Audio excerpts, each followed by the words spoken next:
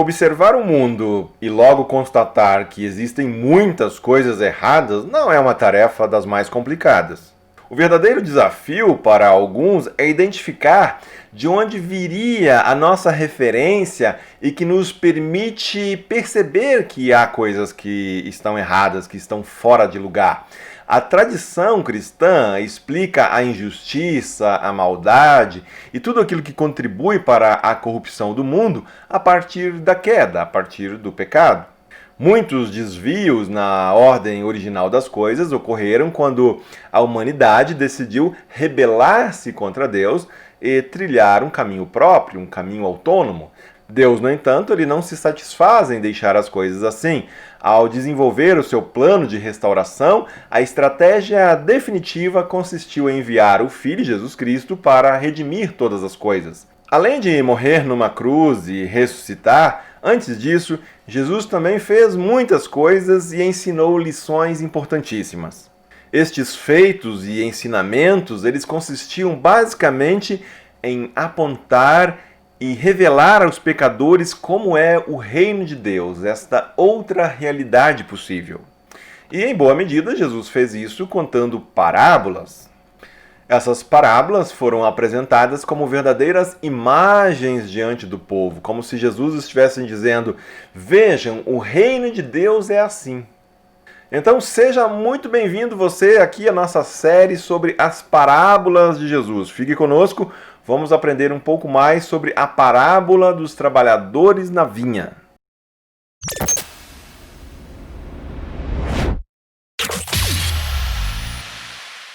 Olá, seja muito bem-vindo ao nosso canal. Se você está aqui pela primeira vez, convido você a permanecer conosco. Convido você a conhecer outros conteúdos disponíveis aqui, a inscrever-se também no nosso canal, curtir aqueles vídeos que você tem gostado. Seu apoio é muito importante. Nessa série, nós estamos comentando um pouco sobre as principais parábolas de Jesus. E a parábola da vez é muito conhecida como os trabalhadores na vinha, mas também podem ocorrer variações e você encontrar como, por exemplo, a parábola do bom patrão.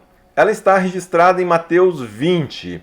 Eu tenho dito que para nós compreendermos corretamente um texto, e não é diferente com as parábolas, nós devemos considerar o seu contexto. A parábola dos trabalhadores na vinha é um excelente exemplo para mostrarmos essa importância. Como ela é uma parábola que está em Mateus 20, iniciando exatamente no verso 1 deste capítulo, a tendência poderia ser de ignorarmos completamente aquilo que acontece antes, no capítulo 19 de Mateus.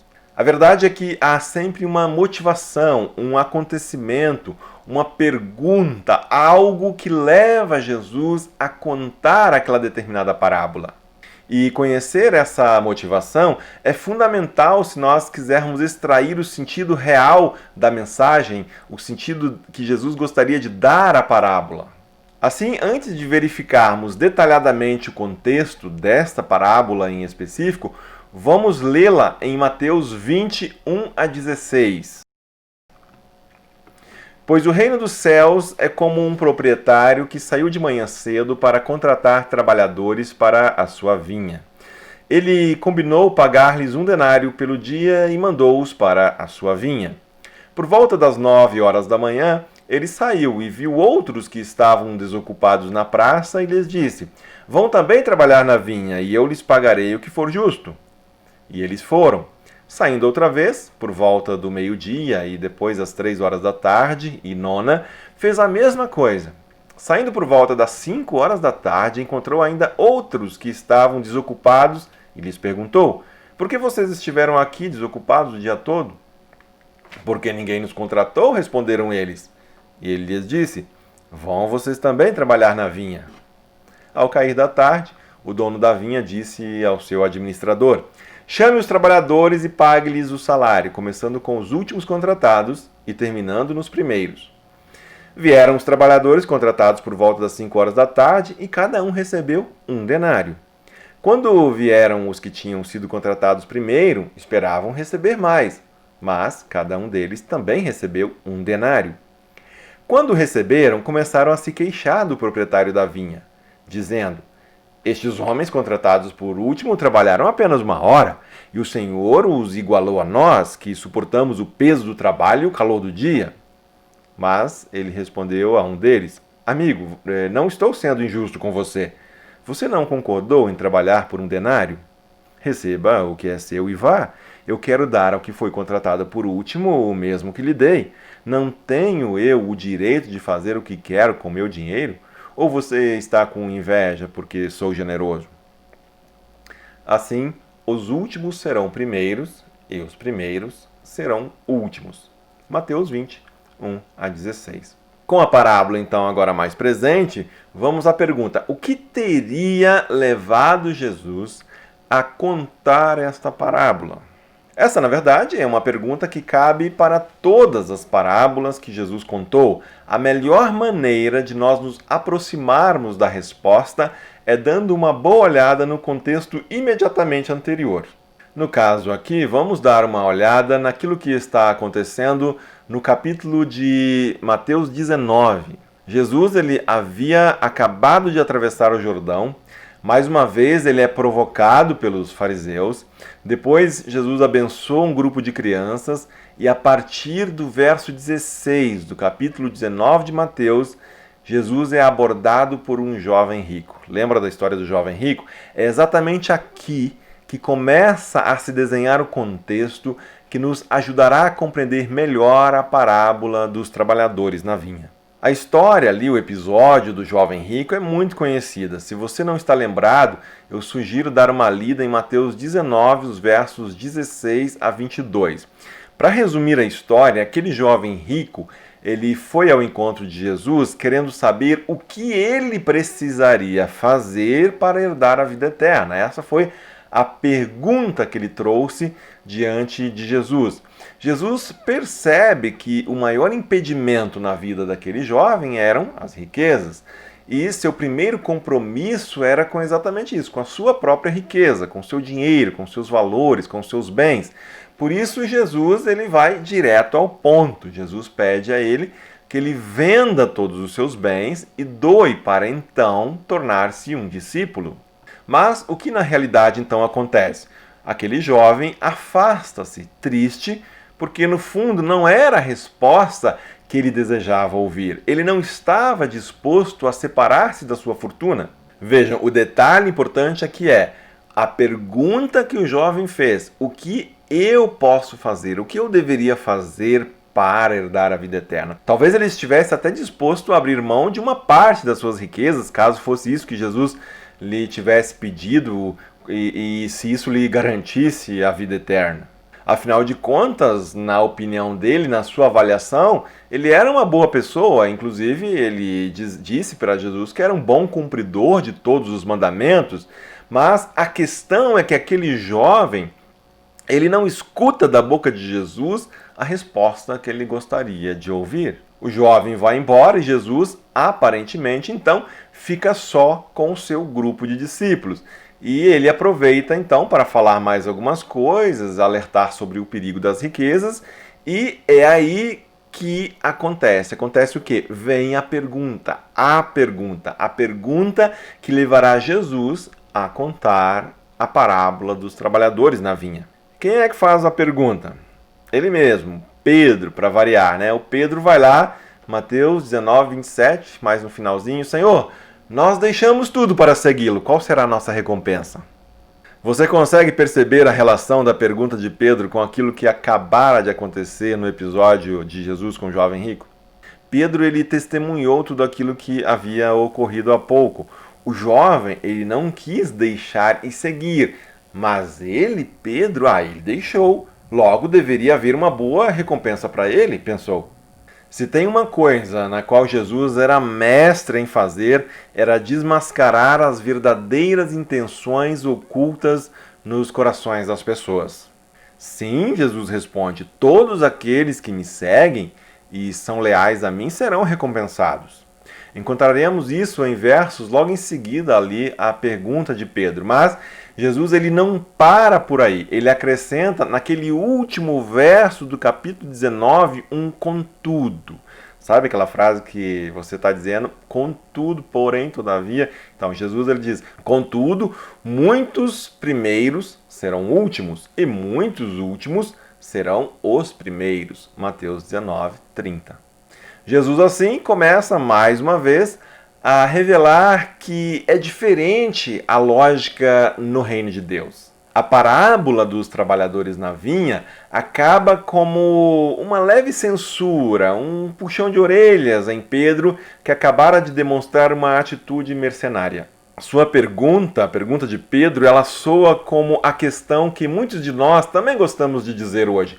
O que é que eu vou ganhar com isso? Senhor, ok, estou aqui, deixei tudo para te seguir, mas e aí? O que é que eu vou ganhar com isso? Qual é a vantagem? Eu sou diferente, eu fiz diferente do que esse riquinho filhinho de papai aí que não quis abrir mão de nada. Eu não relutei em abrir mão de tudo e te seguir. E aí? A lógica de Pedro é a da justiça própria. Ele pergunta pela recompensa baseado naquilo que ele havia feito. Não é muito diferente da pergunta do jovem rico. O que eu preciso fazer? O que eu devo fazer? Mas vejam, a lógica no reino de Deus, ela segue pelo caminho do amor. O jeito de agir de Deus possui o aroma da graça e não o da autojustificação. A comparação da vinha ou da videira com o povo de Deus é muito frequente nas Escrituras. Também não é difícil aqui identificar o bom patrão, este que é o dono da vinha, com Deus, o próprio Jesus. Logo, estar na vinha é estar com o patrão. Estar na vinha é integrar o povo de Deus e estar com o próprio Deus. Agora imagina você, né? Vamos tentar entender aí um pouco o contexto da parábola. Você tem um trabalho que você gostaria de terminar. Você gostaria de ter ali os seus amigos, quem sabe, te ajudando no mutirão. Você pensou num pagamento para cada um que comparecer e te ajudar neste trabalho. Você marca o dia e naquele dia marcado, logo cedo, aparecem 2 ou 3 pessoas.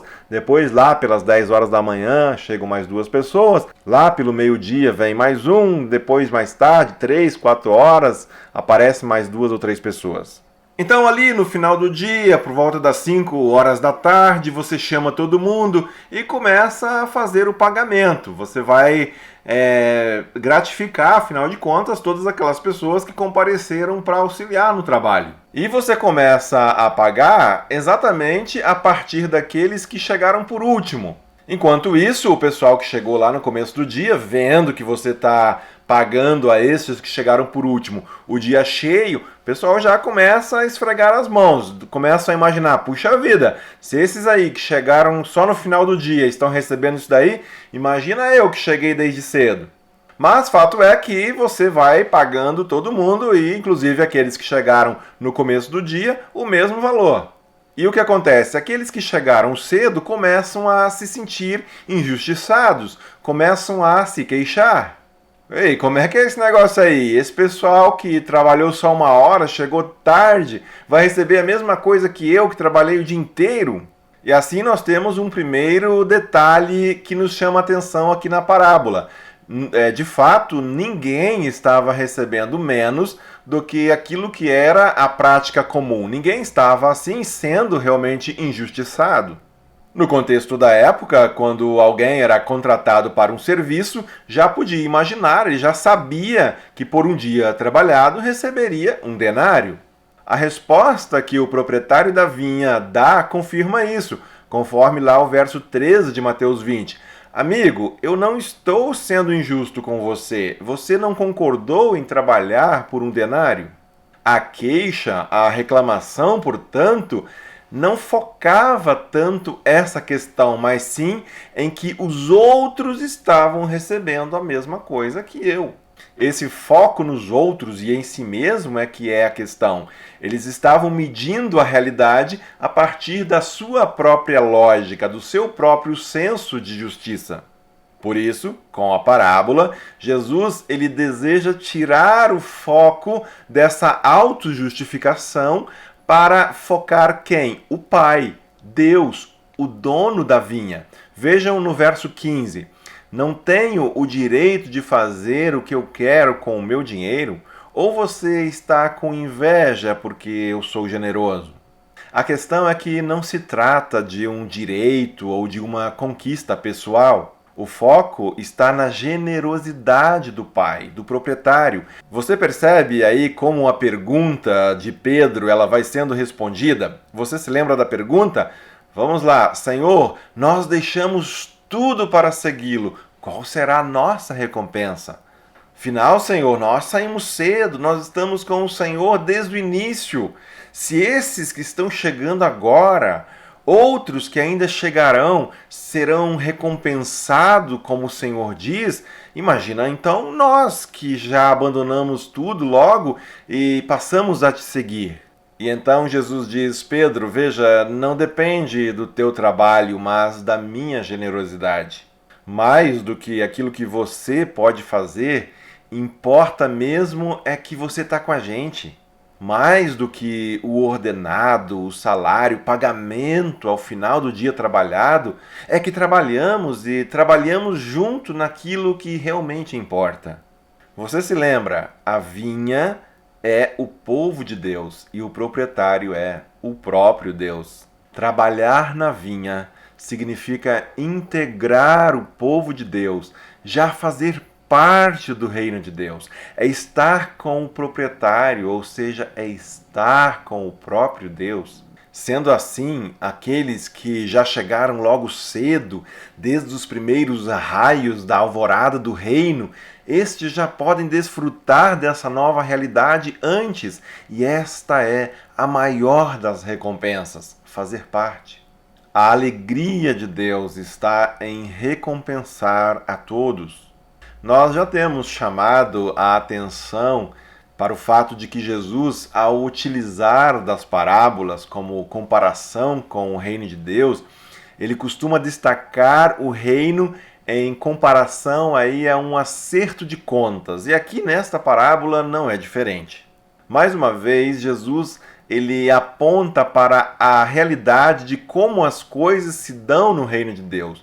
Por isso, querer tirar aí da parábola lições de como se deve agir no mercado de trabalho, por exemplo, é equivocado. Não é disso que se trata, não é isso que está em jogo aqui. O ponto aqui é a irrupção do reino de Deus e o desejo de Deus de que todos façam parte deste reino. O ponto é a generosidade, a graça de Deus. A maneira como o proprietário responde ao murmurador é desconcertante. Amigo, eu não estou sendo injusto com você. Você não concordou em trabalhar por um denário? Receba o que é seu e vá. Eu quero dar ao que foi contratado por último o mesmo que eu lhe dei. Eu não tenho direito de fazer o que eu bem quero com o meu dinheiro? Mateus 20, 13 a 15. Então é como se o proprietário lhe estivesse dizendo: amigo, você está na minha casa, na minha propriedade, na minha vinha. Você foi convidado a estar aqui, a compartilhar de tudo isso. A recompensa que você está recebendo e que eu também distribuo aos demais vem do meu recurso. Eu estou agindo deliberadamente conforme a minha vontade. Afinal de contas, do que você está se queixando? Quando nós nos damos conta da graça de Jesus, qualquer murmuração ou sentimento de injustiça passa a soar como algo patético. Eu já presenciei membros antigos de igreja agindo com inveja, tendo inveja de pessoas que recém chegam à fé. Afinal, é comum que os recém-chegados, esses novos convertidos, muitas vezes demonstrarem uma alegria e uma gratidão muito grande. Elas se sentem felizes que, mesmo tendo chegado tarde, importa que elas também agora estão ali, podem fazer parte. Elas não precisam mais ficar vadiando, perambulando, distantes do reino, da vinha do Pai. E aqueles mais antigos na igreja começam a murmurar, acham que o pastor, que a liderança, que a igreja está dando mais atenção a esses novatos. Eles pensam que esses, por terem recém-chegados, não deveriam ter os mesmos direitos que aqueles que estão ali há anos, que afinal de contas ajudaram a construir todo este patrimônio. É uma atitude que lembra muito uma outra parábola. Lembra do irmão mais velho da parábola do filho pródigo? Nós ainda vamos falar sobre essa parábola em outro momento. O que importa aqui mesmo é que nós não percamos a essência da parábola. graça, evangelho. O foco está na ação graciosa de Deus. Também hoje, outra questão que pode incomodar algumas pessoas é a seguinte: imagina aí uma pessoa que levou uma vida imoral, uma vida desonesta, mas ela viveu longamente, chegou a uma idade bastante avançada, já idoso agora, está no seu leito de morte, e ali ela recebe o evangelho, ela recebe a palavra, se arrepende, se converte, entrega a sua vida a Cristo e passa a crer nele. É justo que ela obtenha o perdão e a salvação de Deus? Conforme a nossa parábola, já temos a resposta. Como posso eu questionar a graça, a bondade, a generosidade com que Deus deseja tratar mais este pobre pecador que só agora, ao fim do dia, percebeu tudo aquilo que esteve perdendo? Fato é que nós nos afastamos de Deus todas as vezes em que passamos a focar apenas em nós mesmos, em nossos próprios direitos, em nossos méritos. Jesus, ele sempre se demonstrou gracioso para com aqueles que nada tinham para apresentar como mérito próprio. A salvação, a vida eterna, ela não é uma conquista pessoal, não está atrelada ao nosso mérito, às nossas boas obras, ao nosso trabalho. Uma maneira diferente de nós encararmos aí esta realidade dos trabalhadores na parábola, quem sabe poderia ser não o que eu poderia ganhar a mais em comparação aos outros, mas o que eu deixaria de receber por chegar tão tarde à realidade do reino de Deus. Quisera eu desfrutar da vinha, do reino, da presença de Deus já desde as primeiras horas da madrugada. Que bom que aqueles que chegaram depois, já nos últimos raios de sol, no crepúsculo do dia, puderam ainda também desfrutar da graça divina. Integrar o reino de Deus costuma parecer algo atrelado a um convite que pode ser aceito ou não. Assim como na parábola do grande banquete, haverá aqueles que darão as suas justificativas, apontando que as suas agendas estão muito cheias com coisas que para elas são mais importantes. O que agrada a Deus no fim do dia, no dia do juízo, é que todos se salvem, que todos sejam agraciados, que todos, desde cedo, atendam o convite e passem a integrar o seu povo, trabalhando alegres na grande vinha que constitui o reino de Deus. Assim, esperamos ter colaborado na compreensão de mais uma das parábolas de Jesus. Que Deus abençoe você e seja você uma bênção.